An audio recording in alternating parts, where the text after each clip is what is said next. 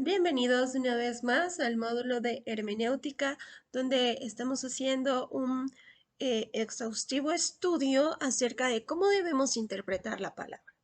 Ya que nosotros tenemos la responsabilidad de predicarla y enseñarla, pues también tenemos la gran responsabilidad de poder hacer una buena interpretación para llevar esta palabra y esta interpretación a aquellos que nos van a escuchar o a nuestra audiencia en general.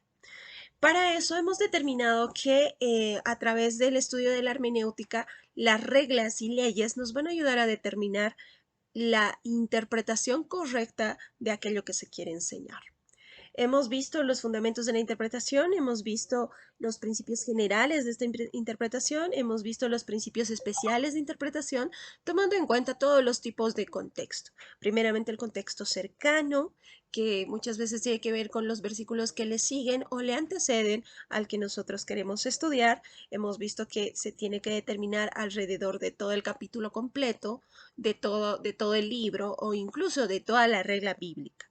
Pero no solo esto, sino también hemos visto contextos como el cultural histórico, hemos visto contextos gramaticales, hemos visto la forma en cómo se debe interpretar las figuras gramaticales que se utilizan o las figuras retóricas en la escritura bíblica. Conforme a todo esto, nosotros vamos a estar respondiendo 7 preguntas importantes dentro de lo que es la aplicación hermenéutica en la investigación teológica, recordando siempre que hay diferentes tipos de investigación y que entre ellos está el sermón, que es tal vez lo que nosotros le vamos a dar más relevancia o prioridad si queremos hacer un trabajo ya sea eclesial, diario o evangelístico. Entonces, los otros tipos de investigación también van a ser válidos cuando nosotros querramos hacer un tipo de trabajo académico, algún escrito o algo para compartir de manera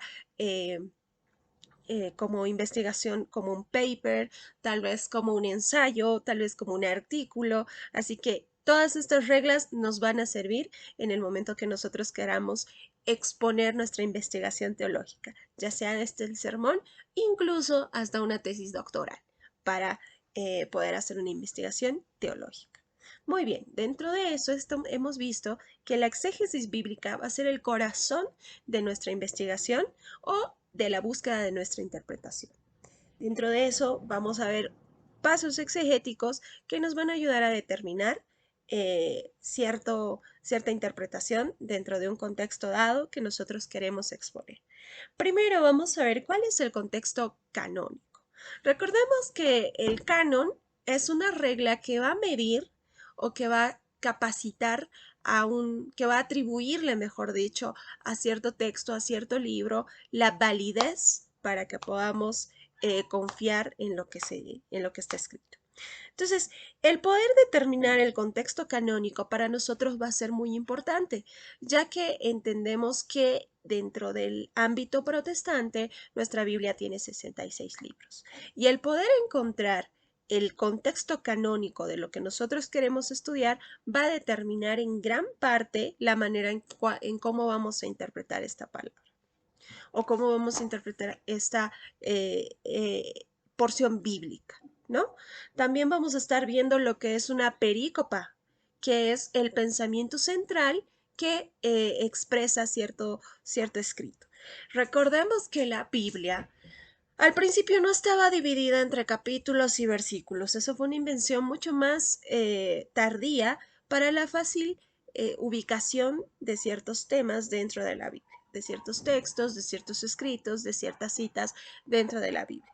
Entonces recordemos que la Biblia en un principio no tenía esta clase de divisiones y ahí podíamos nosotros identificar tal vez con más factibilidad lo que era el pensamiento central o la película o la perícopa, perdón, dentro de un canon. En este caso, el canon que nosotros tenemos dentro de la Biblia protestante, por así decirlo, que tiene 66 libros.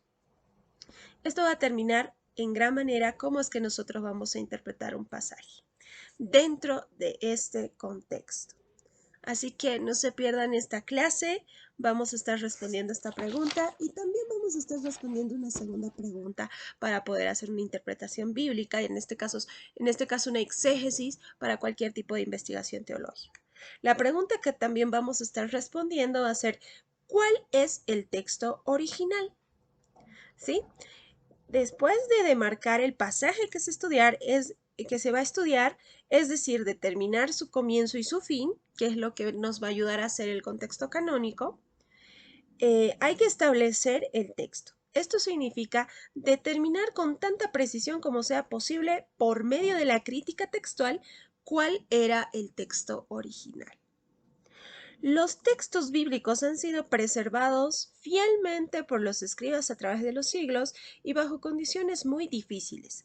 Sin embargo, a pesar de su cuidadoso trabajo, algunos escribas repetían palabras o cambiaban alguna letra. A eso se le llama variantes del texto. Y vamos a encontrar variantes del texto en distintas porciones bíblicas. Por eso es necesario encontrar el texto original. Pasa tanto en los escritos hebreos de la Biblia como en el Nuevo Testamento, que fue escrito en griego. Las variantes del Nuevo Testamento son más comunes. Sin embargo, ninguna de las variantes de toda la Biblia cambia el mensaje bíblico. Ocurría que a veces los escribas añadían palabras tratando de aclarar algún sentido. Un ejemplo de esto sería la casi llamada coma juanina, que está en Primera de Juan, capítulo 5, versículos 7, 8. Este pasaje ha sido usado por generaciones como prueba neotestamentaria de la doctrina de la Trinidad. Ahora está claro que las frases en el cielo, el Padre, el Verbo y el Espíritu Santo, estos tres son uno.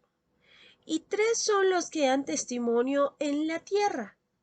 No aparecen sino hasta el siglo XI después de Cristo, y el texto establecido sería sencillamente: los tres que dan testimonio son el Espíritu, el agua y la sangre. Estos tres concuerdan. Y en muchas versiones modernas se ha hecho la corrección. Entonces, mayormente lo que pasaba con esta clase de textos es que los escribas, para darle énfasis o para aclarar cierta idea, hacían como notas de pie de página.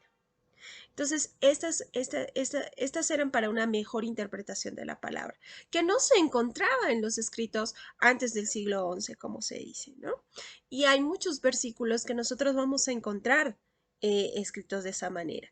Esto no va a cambiar el sentido del mensaje para nada, pero sí podría cambiar una interpretación o una cierta aplicación en determinados textos. Hay muchas cosas que los escribas, para conservar el mensaje central, eh, intentaban contextualizar al momento y la situación que se estaba viviendo en ese entonces.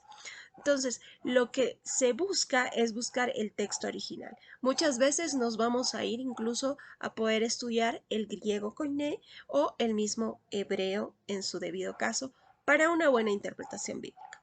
Así que estas dos preguntas vamos a estar respondiendo con ejemplos en la clase.